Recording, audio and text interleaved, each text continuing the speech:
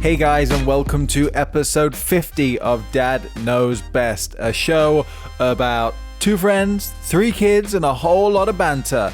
I am Harrison Mudge, proud father of one, and to my right, nobody today. I'm all alone, all by myself. Adam couldn't make it today. He's busy. Not got time for me anymore, apparently. But the show must go on, ladies and gentlemen. So, without any further ado, let's just get into it, guys. It might be a shorter episode, seeing as I've got no one to back and forth from. But yeah, we'll riff. I just wanted to jump on the mics today for one very exciting time that's happening in my life right now.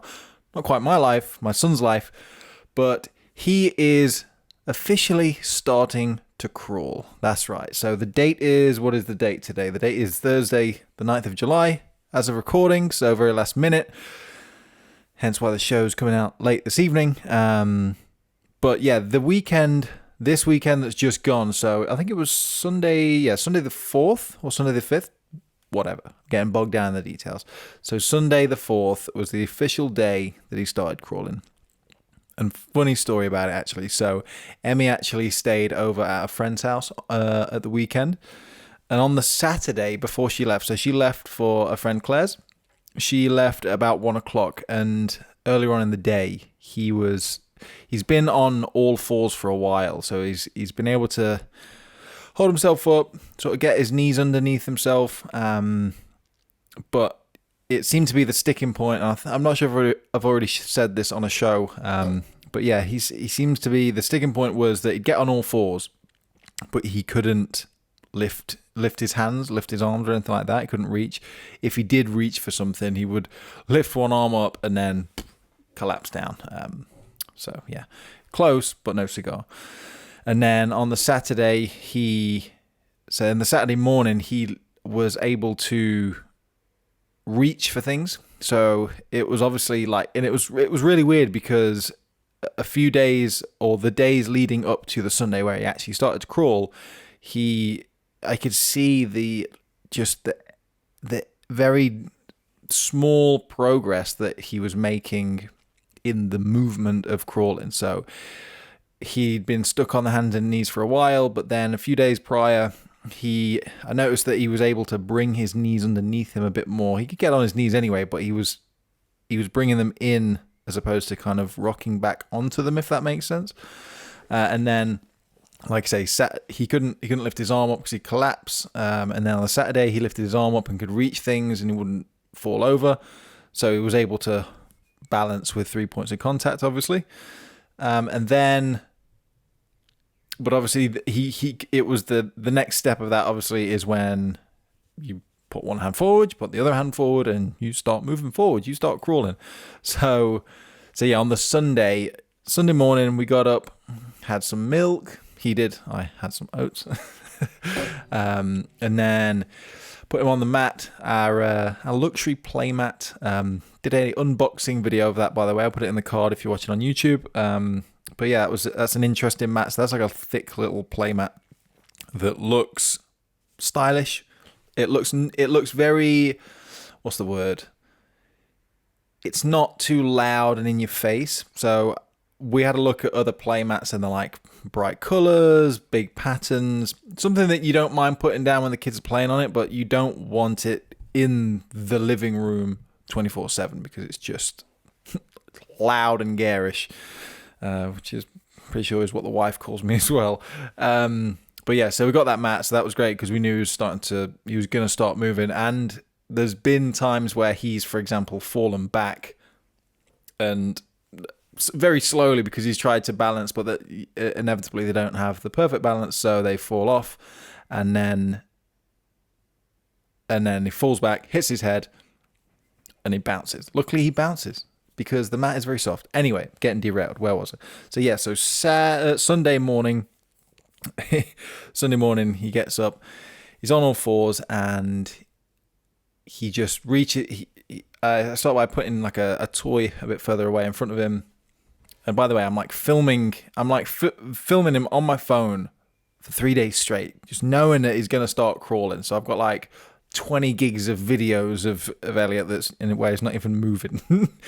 But then he eventually moves forward. So I might, if you're watching on YouTube, what I'll do is I will put a little snippet of his very first hand movements and his very first crawl on the screen. So if anyone's watching, if you're only listening, all the more reason to go and watch and subscribe and hit that like button and hit that bell and all those good calls to action.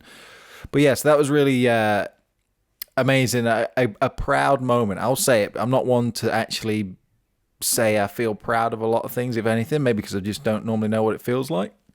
But this has definitely been a proud moment. Looking at this little thing that was just a lump of flesh that needed feeding and changing and a lot of sleep is slowly becoming more of a functional being that can move around and grab things. He's been grabbing things for a while, but now he's mobile and can start grabbing things that were technically out of his reach before. Now he can go and get damn things. So yeah, that's fun. That's exciting. And it was so funny as well because he's on his belly, for example. So now that he's started crawling, he's not.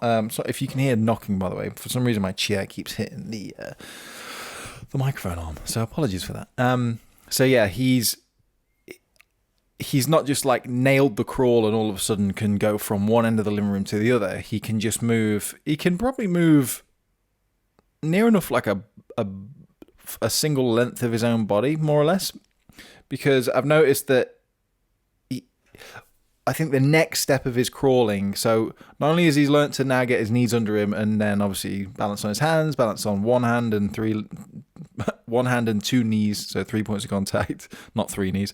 Now he can move forwards by pushing off his knees and his hands can keep up underneath him. But the thing he's still learning and is learning each day, obviously, is he's not necessarily bringing his knees with him as he moves forward, if that makes sense.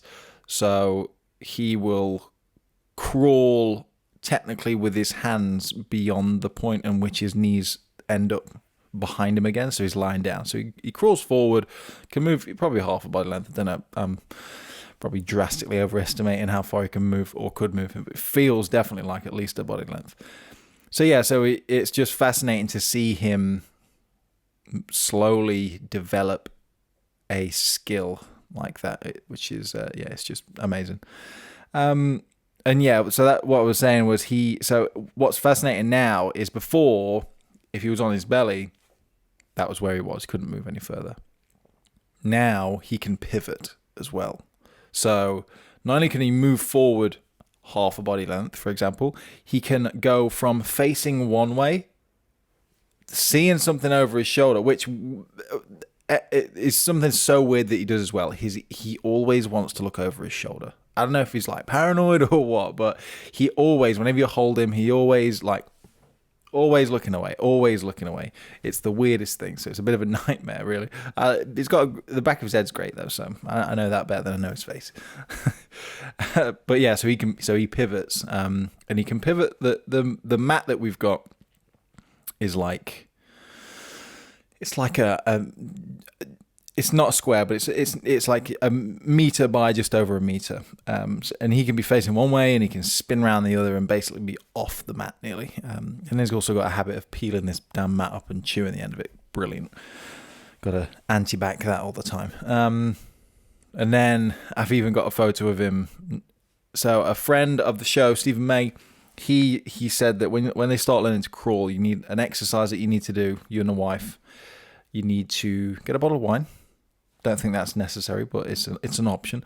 Helps enjoy the process. But you want to lie on your back and go around the house or the apartment or wherever you live and see what you can reach. Because if you can reach it and it's dangerous, it needs to be moved or it needs to be locked away or whatever. And I don't know if anyone else's house is like this, but like under the sink is the place for the plastic bags and the bleaches and all the cleaner stuff. So the poison cupboard, basically. So we need to move that or we need to lock it or something. So yeah, we've got to get some more shelves. I think everything's just going to end up moving up 5 feet. So nothing from the waist down in the cupboards or anything like that.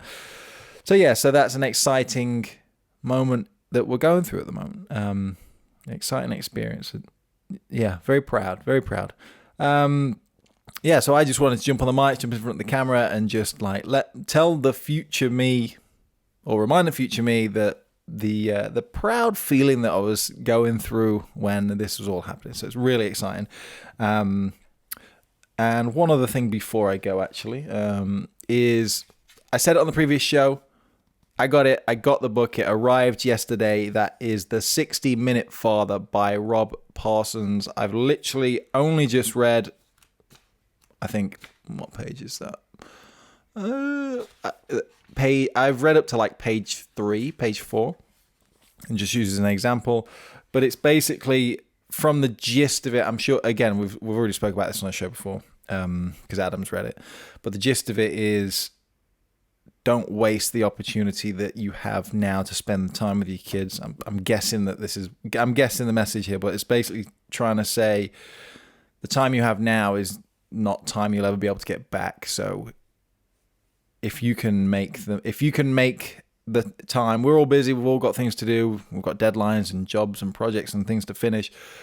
But I think it's trying to say, like, you need to prioritize the family time now, because when they hit 15, 17, 20, whatever, is you'll be chasing them to spend time with them. So, and all the time that you had spent doing whatever else and it wasn't with them, you're going to regret that. So yeah, probably butchering that. I'll get back to you on what I thought of it once I've read it. It's not a thick book, which is my favorite kind of book, actually. Super thin, and it is designed apparently to be readable in an hour. So yeah, I will let you know about that one. If you want to actually check this book out, I'll put a link in the description and the show notes and things like that. But yeah, so I'm going to wrap this one up, guys. Thank you so much for your continued support. Keep listening, keep watching, do both, double the content, twice as nice. Don't forget to like, share, comment, and subscribe on all the platforms, both of them. Podcast, whatever podcatcher of choice you've got, on the YouTubes. Hit those like buttons, smash the subscribe button. See you next time, guys. Bye.